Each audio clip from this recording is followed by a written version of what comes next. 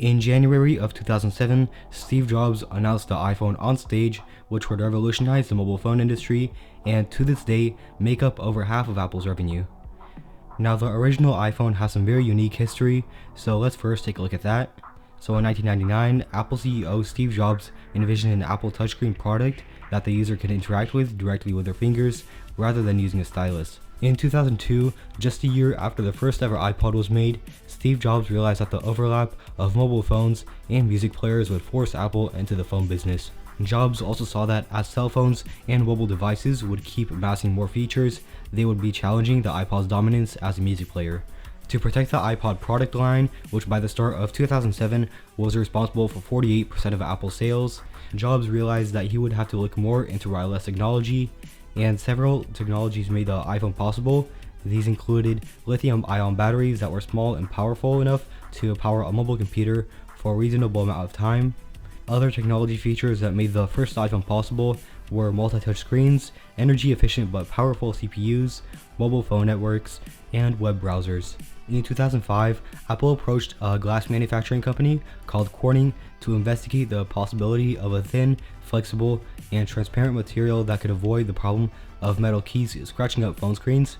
In 2004, 3 years before its release, Apple made their first ever prototype called iPhone Beta, which would allow them to test the device's functions. The beta version enabled Apple to develop the phone's capabilities before launching the final product. Now, this was technically the first iPhone that was ever made, but it wasn't released to the public, so it has not been counted as a first iPhone. The year following Apple's prototype in 2005, Apple collaborated with Motorola to create the Motorola Rocker E1, which was the first mobile phone to use iTunes. Now, Steve Jobs wasn't happy with the Motorola Rocker, and that was pretty clear when he limited the firmware storage to only 100 iTunes songs to avoid competing with the iPod Nano. Feeling that having to compromise with a non-Apple designer prevented Apple from designing the phone that they wanted to make, Apple discontinued support for the Rocker in September 2006, and after creating a deal with AT&T, which was called Singular at the time, Apple released a version of iTunes that included references to unknown mobile phone that could display pictures and video. This turned out to be the first ever iPhone, which was also called the iPhone 2G. A few months later, Apple also released the iPod Touch, which was seen as a cheaper alternative to the iPhone. So how much did the iPhone cost when it was released? In June of 2007, it costed $500 US, and that was for the 4GB model, and it was $600 for the 8GB model. And both phones required a 2-year contract with AT&T, and when the iPod Touch came out 3 months later in September, the 4GB model of the iPhone was discontinued, and the price was lowered to just $399 for the 8GB model. At the start of 2008, Apple also released a 16GB model for just $500, still requiring the 2-year contract with AT&T. If you wanted to buy one today, 17 years later, it would cost you only $100 on places like eBay or from other third-party sellers. So what is the first iPhone actually called? Most people either call it the original iPhone or the iPhone 2G, and back in the day, people tended to call it the iPhone 1, but Apple never really gave it a specific name, so to this day, Apple officially calls it the iPhone first generation.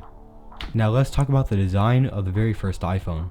So the iPhone actually has a 3.5-inch screen diagonally, and it also doesn't have a FaceTime camera. This came on the iPhone 4, but if we flip to the back, you'll see that there will be a really small camera, and there also is the storage count over here.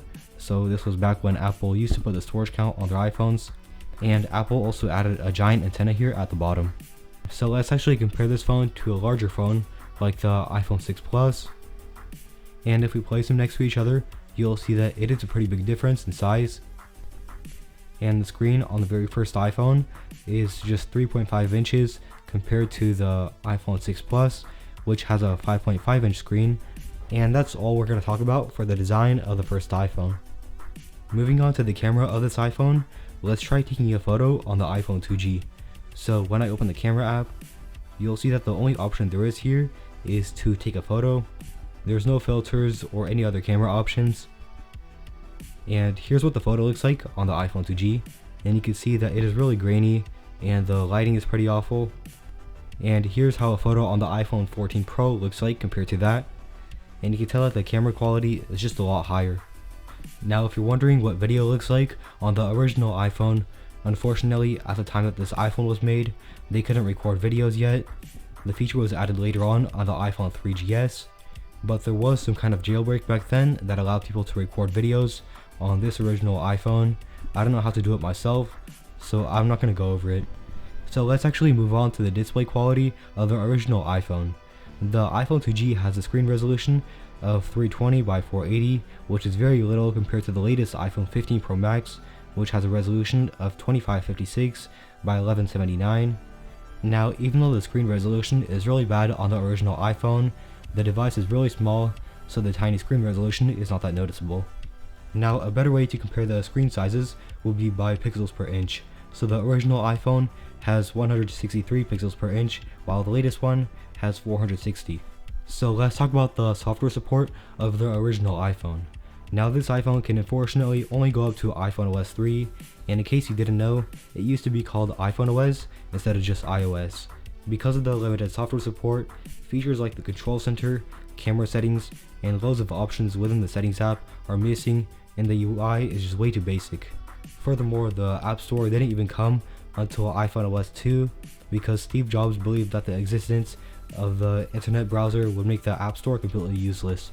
That meant that until 2008, it was only possible to use the apps that came with the iPhone. So that meant during that 1 year time frame, it was only possible to download apps through other websites or by using other methods that weren't approved by Apple. So that is basically all there is to cover about the first ever iPhone. It's obviously not a capable device here in 2024, but I hope you all enjoyed this short documentary, and if you did, be sure to like, subscribe, and check out my channel to see more videos like this.